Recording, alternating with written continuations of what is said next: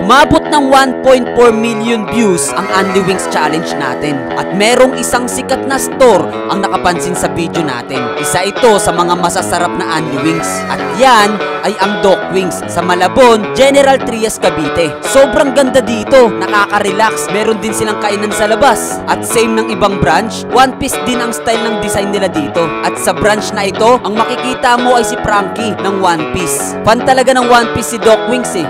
At ngayong nandito ako, ano nga ba ang mission ko dito? So ayun guys, nandito ako ngayon sa Malabon Gentry. At nandito ako ngayon sa Doc Wings. Ayan.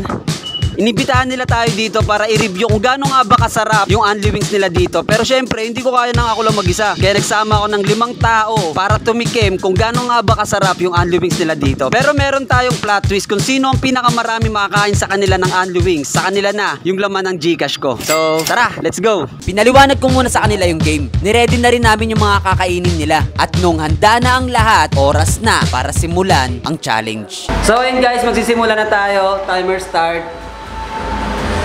Now, 5 minutes.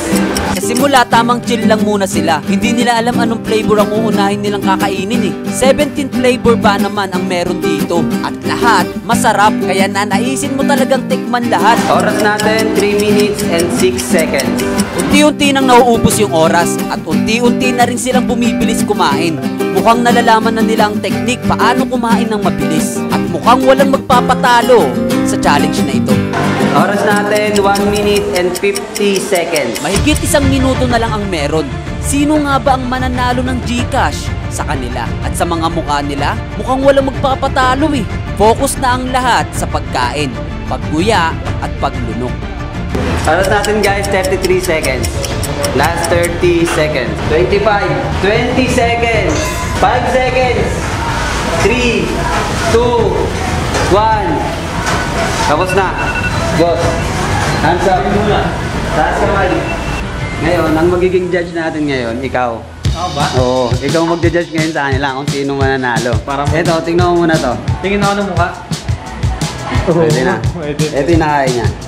Ito, parang feeling ko nangunguha ng buto to sa kabila eh. Okay. Ito? Akin yun eh. Buto. Ito. Ito, malakas to, boss. Itong mukhang to, papatalo ba to? Oo, tingnan mo. Boss nga. Ito. Ay, ito. Ay, Mahina. Cute lang. cute lang. Chihuahua. Ito. Parang 1 to 10. sobrang sarap. 11. 11? Sarap. 9. 9. Ikaw, 1 to 10, gaano kasarap? 100.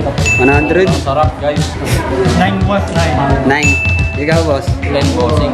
10. Kayo, para sa inyo, sino nga ba ang nanalo sa kanila? Comment down below. Tulungan nyo ako mag-isip, sino nga ba ang pinakamadaming nakain na manok sa kanila?